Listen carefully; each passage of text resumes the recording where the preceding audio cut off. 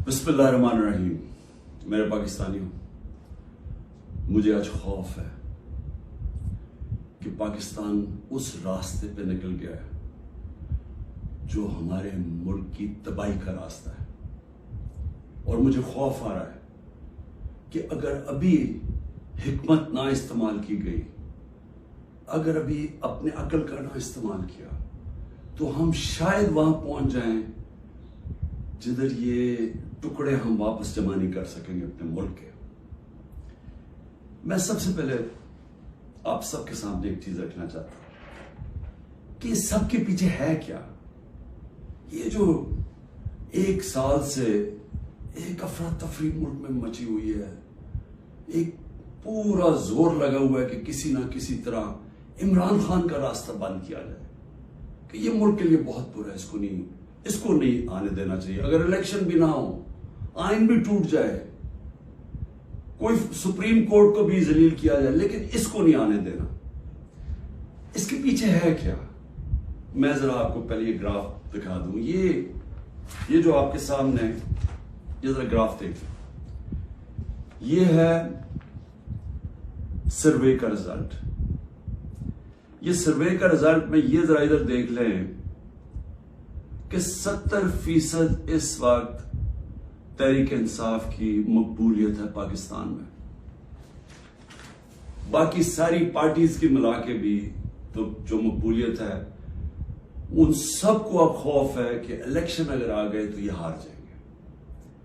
अब ये पीडीएम की जमातों ने तब से फैसला किया हुआ है कि इलेक्शन भी नहीं लड़ना, क्योंकि इलेक्शन अगर हो गया तो इमरान खान आ जाएगा, और अगर इमरान खान आ गया तो उनको ये नहीं फिक्र कि मुल्क को अच्छा होगा या बुरा होगा।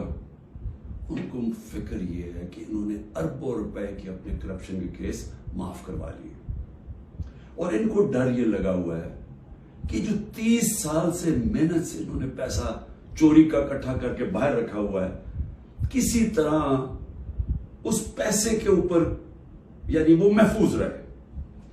और खतरा इमरान खान से है, क्योंकि बाकी तो सब मिले हुए हैं। अब इसकी वजह से ये सारा मुल्क तबाही के रास्ते पे जा रहा है, कि सिर्फ इस खौफ से कि हमारा आपके पैसा ना या कि एनआरओ ना वापस ले ले, बस ये वजह है कि ये आमने सामना खड़ा कर रहे हैं मुल्क की सबसे बड़ी जमात और मुल्क की फौज। और ये कामयाबी से ये कर रहे हैं क्योंकि ये पुराने 30 साल के पुराने सियासतदान हैं। ये जाके वहां डराते उनको कि सर वो आपको हटा देगा आके। मैं बार बार कह बैठा हूं कि मैं इदारों के अंदर इंटरफेयर नहीं करता, मैं कह बैठा हूं, बार बार पैगाम पहुंचा बैठा हूं, लेकिन वहां से डराते जी आके हटा देगा आपको, फौज में इंटरफेयर करेगा। अगर इंटरफेयर करना होता तो जब मुझे पता था कि पिछला आर्मी चीफ मेरे खिलाफ साजिश कर रहा था, आखिरी महीनों में मुझे आईबी की सारी रिपोर्ट थी, तब मैं उसे हटा देता, क्योंकि मैं नहीं चाहता था कि एक इदारा जो कि बचा हुआ है, बाकी इदारों को तो इंटरफेयर करके हमने तबाह कर दिया है, मैं ये नहीं चाहता था वो तबाह। और मैं आज जरा पहले तो ये पीडीएम के ऊपर बाद में आता हूं, मैं जरा फौज के ऊपर बात कर लूं। देखिए, मैंने सारी दुनिया में अपनी फौज का क्यों दिफा किया? क्योंकि मेरा तो इंटरनेशनल था, मेरी तो आवाज बाहर जाती थी। जब भी कुछ होता था, खास तौर पे वॉर ऑन टेरर में, तो जब पाकिस्तानी फौज को दोगला कहा जाता था, बुरा भला कहा जाता था, तो मैं एज नोन फेस था, तो मुझे ये CNN, BBC कितने मेरे इंटरव्यूज किए। आप मेरे सारे बाहर इंटरव्यूज सुने। जिस तरह मैंने अपनी फौज का दिफा किया, उसको डिफेंड किया, मुझे एक और पाकिस्तानी बताएं जिसने इंटरनेशनल मीडिया पे किया।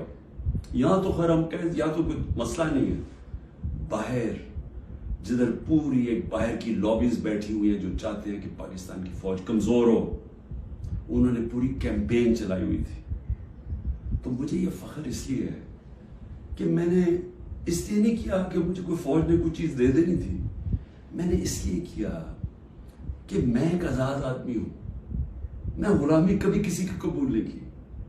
मुझे जितनी मुझे दावतें थी कि बाहर रह लो, جتنے میرے کنیکشنز تھے, جو جتنا مجھے عزت ملتی تھی, برطانیہ کی میں بات کر رہا ہوں, میں نے تو کبھی نہیں سوچا کہ میں اپنے ملک کے علاوہ کہیں رہ سکتا ہوں. میں ہمیشہ اس چیز کا جیسے جب بڑا ہو رہا تھا چاہتا تھا کہ کبھی ہم وہ غلامی نہ کریں جو میرے ماں باپ کی, ہمارے بڑوں نے کی تھی, انگریز کی غلامی. یہ میرے بچپن میں میرے سے تھا, میں نے کبھی کسی کی غلامی نہیں کی. لا الہ الا اللہ, کسی انسان کے سامنے میں نہیں آج تک جھکا. تو میں سمجھتا تھا کہ کسی اور باہر کے ملک میں رہنا, میں جو مرضی کر لوں, میں سیکنڈ کلاس سٹیزن ہوں, وہ میرا ملک تو نہیں ہے. میرا ہمیشہ یہی تھا کہ میں پاکستان, پولیٹکس میں بھی آیا جس آدمی کو ضرورت ہی نہیں تھی پولیٹکس, اللہ نے سب کچھ دے چکا تھا. کون مجھے ایک آدمی بتائیں جس کو سب کچھ ہو, وہ اپنی زندگی کے 22 سال لگاتا ہے کسی چیز پہ, قربانیاں دیتا ہے, یعنی اپنی فیملی کی. کون آدمی کرتا ہے؟ کیونکہ میرا اور کوئی گھر نہیں تھا, میں نے کبھی نہیں سوچا پاکستان کے علاوہ کہیں رہنا. تو اس لیے میں ہمیشہ یہ ذہن میں ڈال کے بیٹھا تھا کہ اگر ہماری فوج مضبوط نہ ہو, اور میری سٹیٹمنٹ سن لیں, میں پرائم منسٹر تھا, میں نے کہا کہ اگر فوج کمزور ہوئی تو ہمارا وہی حال ہوگا جو مسلمان ملکوں کا ہے. اٹھا کے دیکھیں نا, اوپر سے لے کے نیچے تک, لیبیا, سیریا, صومالیہ, پھر افغانستان سے جو ہوا, عراق سے جو, سارے ملک تباہ ہوئے جو اپنی دفاع نہیں کر سکتے تھے. ہمیں فخر تھا کہ ہماری سب سے مضبوط فوج ہے.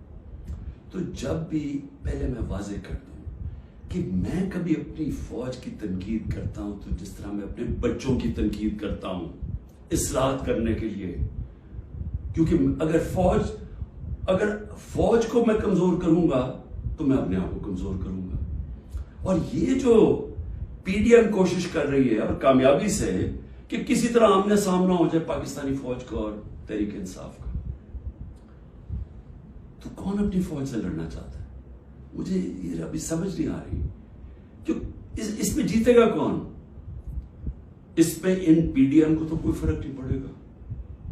یہ جب میمو گیٹ میں امریکہ کو کہہ رہا تھا زرداری کہ جناب مجھے اپنی فوج سے بچا لو, اس کے پیسے باہر پڑے ہوئے ہیں.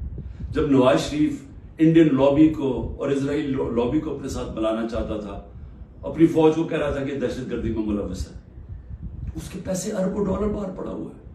وہ جب ہوتا ہے موقع باہر بھاگ جاتے. تو میں نے تو کوئی باہر نہیں جانا,